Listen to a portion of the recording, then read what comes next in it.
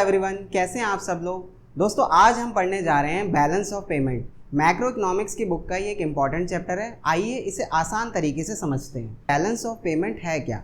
Balance of payment एक accounting statement है जो कि पूरे साल का रेजिडेंट, कंट्री के रेजिडेंट और रेस्ट ऑफ द वर्ल्ड का बीच का इकोनॉमिक ट्रांजैक्शन को रिकॉर्ड करता है। इसे आसान भाषा में समझने की कोशिश करते हैं। मान लीजिए इंडिया को कोई रेजिडेंट या इंडिया को कोई बिजनेसमैन बाहर के देश से कच्चा तेल मंगाता है, तो जाहिर सी बात है इसे हम समझेंगे इंपोर्ट। ये एक इंटरनेशनल ट्रांजैक्शन है।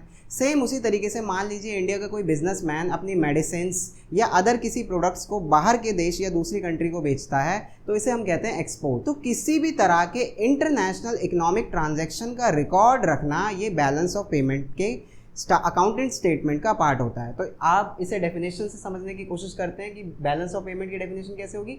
Balance of payment is a summary statement in which all the economic transaction between resident and rest of the world are recorded during a particular period of time। particular period of time आप समझते हैं financial year को कहते हैं। तो और आसान भाषा में से कैसे कहेंगे, यानी कि रेजिडेंट, कंट्री के रेजिडेंट और रेस्ट ऑफ द वर्ल्ड के बीच में होने वाली जितनी भी इकोनॉमिक ट्रांजेक्शन्स हैं उनका रिकॉर्ड रखना बैलेंस ऑफ पेमेंट का काम होता है। और मोस्टली इसके अंदर हम इंटरनेशनल ट्रांजेक्शन्स को ही रिकॉर्ड करते हैं, जिसमें हम इम्पोर्ट और एक्सपोर्ट कहते हैं। चलिए आगे समझते हैं हम किस तरह के कंटेंट्स आते हैं। देखिए 4 कंटेंट्स हैं इसके जो बैलेंस ऑफ पेमेंट्स के अंदर रिकॉर्ड किए जाते हैं। सबसे पहले आइटम्स आती है जिसको बोलते हैं visible, then invisible items, unilateral, then investment and borrowings. अक्सर इसी तरह की 4 ट्रांजैक्शन, 4 कैटेगरी की ट्रांजैक्शन बैलेंस ऑफ पेमेंट के अंदर रिकॉर्ड करी जाती है। सबसे पहला आता है विजिबल आइटम्स। विजिबल का मतलब होता है गुड्स।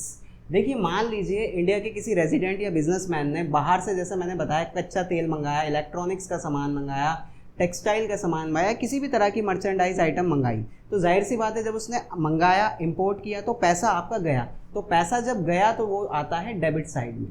टू स्टेटमेंट, जिसको डबल अकाउंटिंग स्टेटमेंट कहते हैं। तो डेबिट जब भी हम करते हैं, पैसा इन द सेंस आपका बाहर जा रहा है। सेम आपने क्या करा, अदर किसी इंडिया के बिजनेसमैन ने, जो कि इंडिया का रेजिडेंट है, उसने क्या करा, गुड्स का एक्सपोर्ट करा है, यानी अपनी टेक्सटाइल, मेडिसिन, टी या आईटी हार्डवेयर जैसी कोई भी गुड्स या मर्चेंडाइज गुड्स जिसे हम कहें, वो दूसरे देश को बेची है। तो इस समय पैसा क्या है, आया है। तो जब भी आप एक्सपोर्ट करते हैं पैसा क्रेडिट होता है, जब आप गुड्स का इम्पोर्ट करते हैं तो पैसा डेबिट होता है बैलेंस ऑफ पेमेंट अकाउंट के अंदर। और जब भी गुड्स का इम्पोर्ट और एक्सपोर्ट होता है तो उसे हम पहली कैटेगरी के अंदर रखते हैं, जिसको बोलते हैं विजिबल आइटम्स। और दूसरी आइटम आती है जिसको बोलते हैं इनविजिबल आइटम्स। दोस्तों इनविजिबल आइटम्स का मतलब होता है सर्विसेज। सर्विसेज का क्या मतलब होता है, मान लीजिए कि अमेरिका वालों ने कोई सॉफ्टवेयर बनाया और वो इंडिया को बेच दिया। अब इंडिया वाले उसे यूज़ कर रहे हैं, तो अमेरिका वालों को क्या कर रहे हैं, वो अपनी सर्विसेज की पेमेंट कर रहे हैं। ये क्या है, एक सर्विसेज है, इनविजिबल पेमेंट है। एक तरीके से आप इसको देख नहीं सकते गुड्स एंड सर्विसेज की तरह। सेम किसी तरह की कमीशन, रॉयल्टी, टूरिज्म। आप इंडिया का कोई टूरिस्ट वो अमेरिका जाता है, वहाँ पे जाके जगह जगह होटल्स में या फिर अदर टूरिस्ट प्लेसेस पे खर्चा करता है, वो उनके लिए एक इनकम सोर्स है। तो वो क्या है, एक invisible transaction. Same invisible transaction से जब पैसा आता है तो उसे क्रेडिट साइड में रिकॉर्ड किया जाता है, और जब पैसा जाता है तो उसको डेबिट साइड में रिकॉर्ड किया जाता है। थर्ड जो कैटेगरी आती है उसे हम बोलते हैं यूनिलेटरल ट्रांसफ़र। इसको वन वे ट्रांसफ़र भी बोल सकते हैं। वन वे ट्रांसफ़र का क्या मतलब होता है दोस्तों, सपोज़ करिए इंडिया को कोई रेजिडेंट अमेरिका में जॉब करता है और थोड़े टाइम पैसे कमाने के बाद वो अपने घर वालों को, रिश्तेदारों को या दोस्तों को पैसा सपोर्ट के लिए भेजता है या फैमिली सपोर्ट के लिए भेजता है, तो उसे हम बोलते हैं वन वे ट्रांजैक्शन। वो केवल पैसा किसी इकोनॉमिक इंटरेस्ट के लिए नहीं भेज रहा, वो वन वे ट्रांजैक्शन कर रहा है। सपोज़ कीजिए इंडिया में कोई बाढ़ आ गई, तो यूएसए ने क्या करा, यूएसए ने बाढ़ वाले स्टेट को थोड़ा सा अमाउंट डोनेशन करा या किसी एनजीओ को अमाउंट डोनेट कर दिया। तो इस तरह के ट्रांजैक्शन को हम कहते हैं यूनिलेटरल ट्रांजैक्शन। ये वन साइडेड ट्रांजैक्शन होती है। अक्सर इसमें गिफ्ट, डोनेशन, रेमिटेंस आते हैं। रेमिटेंस वही जो मैंने आपको बताया, एनआरआईज जो होते हैं हमारे इंडिया के, जो बाहर कंट्रीज़ में जॉब करते हैं, उसके बाद सपोर्ट के लिए, फैमिली सपोर्ट के लिए अपना पैसा अपने माँ बाप को, दोस्तों को, रिश्तेदारों को भेजते हैं। और कमाल की बात यह है कि इंडिया रेमिटेंस के अंदर नंबर 1 पे आता है। लगभग 137 बिलियन डॉलर का रेमिटेंस इंडिया हर साल एक्सपोर्ट कर देता है, या फिर कहें हमारे क्रेडिट खाते में आता है, और ये लगभग ऑल ओवर कंट्रीज़ में नंबर 1 पे है। लास्ट जो इसे कहते हैं, जिसे हम चौथी कैटेगरी, वो आते हैं इन्वेस्टमेंट एंड बोरोइंग्स। इसे पढ़ने से पहले हम ये समझ लेते हैं कि स्टार्टिंग में जो हमने 3 कैटेगरीज पढ़ी दोस्तों बैलेंस ऑफ पेमेंट्स की, visible goods, invisible goods and unilateral transaction, ये सारा का सारा करंट अकाउंट का पार्ट होता है। असल में 2 पार्ट में बैलेंस ऑफ पेमेंट अकाउंट बनता है, एक होता है करंट अकाउंट, आपको दिख रहा होगा, दूसरा होता है कैपिटल अकाउंट। करंट अकाउंट के 3 कंपोनेंट्स आते हैं जिसमें हम देख रहे होंगे आप visible goods, invisible and unilateral transaction. दूसरा पार्ट होता है कैपिटल अकाउंट। कैपिटल अकाउंट के अंदर क्या आता है पहले मैं आपको समझाता हूँ। इसमें आती है इन्वेस्टमेंट एंड बोरोइंग्स। इन्वेस्टमेंट का मतलब होता है, मान लीजिए कि इंडिया ने किसी दूसरे देश में, अमेरिका में, चाइना में, वहाँ पे क्या करा है, बहुत सारी लैंड परचेज करी है, किसी कंपनी को परचेज करा है, किसी कंपनी में इन्वेस्टमेंट करा है। तो इन्वेस्टमेंट हम उसको बोलेंगे एक लॉन्ग टर्म इन्वेस्टमेंट है। ये 2 तरह की होती है, पहली बात तो ये समझने की ज़रूरत है। एक होती है FDI जो आपको यहाँ मेंशन कर रखी है, एक होती है पोर्टफोलियो इन्वेस्टमेंट। FDI PI दोनों में डिफरेंस बता देता हूँ आपको। FDI का मतलब होता है जब आप किसी प्लांट, मशीनरी, किसी फिक्स्ड एसेट या फिर कहें किसी बिजनेस को पूरी तरीके से परचेज कर रहे हैं, आपको वहाँ की ओनरशिप मिल जाए, इस तरह की इन्वेस्टमेंट को बोलते हैं FDI इन्वेस्टमेंट। इससे क्या होता है, अगर आप इन्वेस्टमेंट करेंगे तो जाहिर सी बात है पैसा आपका गया है, और अगर आपने क्या करा, पोर्टफोलियो इन्वेस्टमेंट करिए। पोर्टफोलियो इन्वेस्टमेंट कैसी इन्वेस्टमेंट होती है, इसमें आपको ओनरशिप नहीं मिलती। अब इस बार आपने क्या करा है, सपोज अमेरिका की कोई कंपनी है, आपने उसके 5% या 10% शेयर खरीद लिए, तो इसको बोलते हैं पोर्टफोलियो इन्वेस्टमेंट। कई बार क्या होता है, जब भी इकोनॉमिक क्राइसिस आती है, मार्केट क्रैश करती है, तो इस तरह के इन्वेस्टमेंट को आप तुरंत निकाल सकते हैं, लेकिन FDI जैसी इन्वेस्टमेंट को आप तुरंत बैकआउट नहीं कर सकते।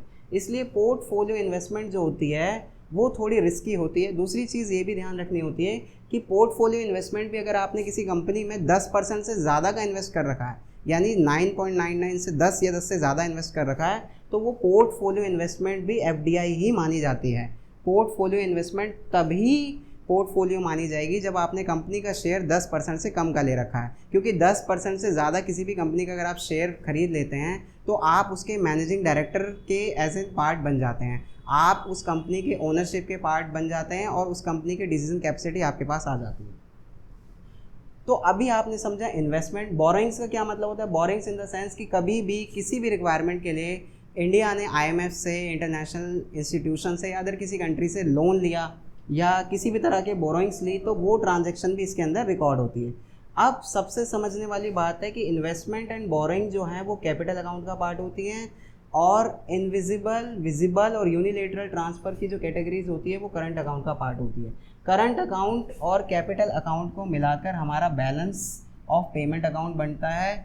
और अब मोस्टली जो कैपिटल अकाउंट का रोल होता है वो क्या होता है, मैं आपको समझा देता हूँ। मान लीजिए कि करंट अकाउंट जब बैलेंस ऑफ पेमेंट आपने करा तो आपका जो टोटल आ रहा है, यानी कि अगर आपका टोटल जो होता है, यानी डेबिट साइड मान लीजिए सपोज कीजिए वो आ रही है 5 करोड़ और आपकी क्रेडिट साइड आ रही है 4 करोड़, तो जाहिर सी बात है आपका पूरा बैलेंस ऑफ पेमेंट जो है उसमें डेबिट साइड ज़्यादा है, यानी आपका BOP जो है वो डेफिसिट में चल रहा है, यानी ज़्यादा पैसा जो है वो बाहर गया है, इम्पोर्ट ज़्यादा हुआ है। तो हमेशा जैसा कि हम समझते हैं कि बैलेंस ऑफ पेमेंट एक डबल अकाउंटिंग सिस्टम है, हमें दोनों साइड को बैलेंस करके चलना होता है। तो अब इसे बैलेंस करने के लिए हमें 1 करोड़ रुपए यानी 1 करोड़ की ज़रूरत और है राइट साइड में, क्रेडिट साइड में। तो ऐसे में हम क्या करेंगे, हम 1 करोड़ रुपए का ट्रांजैक्शन किस तरीके से दिखाएंगे वो दिखाना होता है हमें कैपिटल अकाउंट्स में। इस समय हमें पैसा मंगवाना है तभी वो क्रेडिट साइड में चलेगा, तो हम क्या करेंगे, हम बोरोइंग्स करेंगे। बोरोइंग्स इन द सेंस आपने IMF से, किसी अदर कंट्रीज से लोन लिया, तो क्या यह फॉरेन का पैसा आया है तो वो क्रेडिट साइड में चढ़ेगा और ये अकाउंट जो BOP का बैलेंस हो जाएगा। सेम इन द सेंस मान लीजिए रिवर्स कंडीशन हुई होती कि डेबिट साइड में पैसा जो होता, मान लीजिए वो कम होता, in the sense debit side में पैसा जो है वो 4 करोड़ होता और क्रेडिट साइड में पैसा 5 करोड़ होता। इस समय आपका बैलेंस ऑफ पेमेंट सरप्लस में चल रहा है। अभी भी हमें डबल अकाउंटिंग सिस्टम के अकॉर्डिंग इसको बैलेंस करने की ज़रूरत है। तो अब हमें 1 करोड़ रुपए जो है वो हमारे पास सरप्लस आ रहा है, यानी हमारी इकॉनमी में एक्सपोर्ट की वजह से एक्स्ट्रा एक्सपोर्ट हुआ है तो मनी फ्लो ज़्यादा हुआ है। अब हम इसे बैलेंस करने के लिए क्या करेंगे, अब हम 1 करोड़ रुपए एज एन इन्वेस्टमेंट किसी दूसरी कंट्री में कर देंगे, हमारा पैसा चला जाएगा। या फिर 1 करोड़ रुपया क्या करेगा, RBI उस पैसे को फॉरेक्स रिजर्व में डाल देगा, जिसको फॉरेन एक्सचेंज रिजर्व भी बोलते हैं, क्योंकि फॉरेन एक्सचेंज रिजर्व बेशक हमारा होता है लेकिन वो डोमेस्टिक इकोनॉमिक ट्रांजैक्शन का पार्ट नहीं होता। तो इस वजह से क्या होगा, वो 1 करोड़ जो होगा वो डेबिट साइड में काउंट हो जाएगा और BOP वापस बैलेंस हो जाएगा। तो ये बीओपी की 3 कंडीशन होती है, बीओपी सरप्लस, बीओपी डेफिसिट और बीओपी जो जब बैलेंस में रहता है। तो मोटा मोटा हमने आसान भाषा में ये समझा आज कि balance of payment 2 account statements लगती है इसके अंदर, 2 साइड अकाउंट स्टेटमेंट से चलता है। और दूसरी चीज़ इसके 2 कंपोनेंट्स मेन, जो करंट अकाउंट और कैपिटल अकाउंट। करंट अकाउंट के अंदर ट्रांजेक्शन्स आती हैं, कैटेगरीज 3 है, visible goods, invisible goods and unilateral transfers. Capital accounts का पार्ट जो होता है वो होता है इन्वेस्टमेंट एंड बोरिंग्स। असल में कैपिटल अकाउंट्स जो होता है उसका मेन पर्पस हम ये भी कह सकते हैं कि वो बीओपी के बैलेंस के लिए ही होता है। जब भी बीओपी सरप्लस या डेफिसिट में चला जाए ऊपर की 3 कैटेगरीज की वजह से, तो कैपिटल अकाउंट्स अपनी इन्वेस्टमेंट और बोरिंग ट्रांजैक्शन के थ्रू, जो अक्सर गवर्नमेंट के थ्रू ही होती है, वो इसको बैलेंस करती है। और इसी से हमें पता चलता है कि बीओपी डेफिसिट में है या सरप्लस में है। तो आगे पढ़ते हैं हम, एक चीज़ और समझने की कोशिश करते हैं। एक और कंसेप्ट होता है जिसको बोलते हैं बैलेंस ऑफ ट्रेड। जब आप केवल गुड्स का ट्रांजैक्शन शो करें, यानी विजिबल आइटम्स का, तो ये केवल बैलेंस ऑफ ट्रेड का पार्ट होता है। यानी कि मान लीजिए कि आपके देश में केवल गुड्स की ट्रांजैक्शन हुई है 5 लाख की, और 5 लाख की ट्रांजैक्शन हुई है, यानी कि 5 लाख डेबिट साइड में आए, आपने क्या किया, ट्रांजैक्शन जो है खरीदी, इम्पोर्ट ज़्यादा करी है, और 4 लाख रुपए क्या है आपने बेची है, तो 1 लाख रुपए का क्या आ रहा है, आपका ट्रेड डेफिसिट है। तो इसको हम बोलते हैं balance of trade deficit. Same मान लीजिए अगर रिवर्स कंडीशन हुई होती तो क्या हुआ होता, आपने क्या करा होता, 10 लाख की गुड जो है इम्पोर्ट कर रखी है और एक्सपोर्ट कर रखी है 12 लाख। तो ऐसे में क्या है, 2 लाख का एक्सपोर्ट ज़्यादा है, अब क्या होगा, बैलेंस ऑफ ट्रेड क्या है, सरप्लस में। तो बैलेंस ऑफ ट्रेड डेफिसिट कब होता है, सरप्लस कब होता है, जब विजिबल आइटम्स, अगर उसका ट्रांजैक्शन जो है डेबिट पार्ट ज़्यादा है तो उसको हम डेफिसिट बोलेंगे, क्रेडिट पार्ट ज़्यादा है तो उसको हम सरप्लस बोलेंगे। तो हमने इस चार्ट के अंदर लगभग 3 चीज़ें समझी कि बैलेंस ऑफ पेमेंट असल में 2 अकाउंट से मिलकर बनता है, current account and capital account. Current account के 3 कंपोनेंट्स होते हैं, 3 कैटेगरीज से बनता है, visible, invisible and unilateral. Capital accounts का जो कंपोनेंट होता है वो होता है इन्वेस्टमेंट एंड बोरोइंग्स। और अगर हम simple balance of trade part की बात करें तो उसके अंदर केवल विजिबल आइटम्स आते हैं, गुड्स एंड सर्विसेज। तो ये था आपके सामने बैलेंस ऑफ पेमेंट अकाउंट। अगर आप चाहें तो इसका स्क्रीनशॉट वगैरह ले सकते हैं।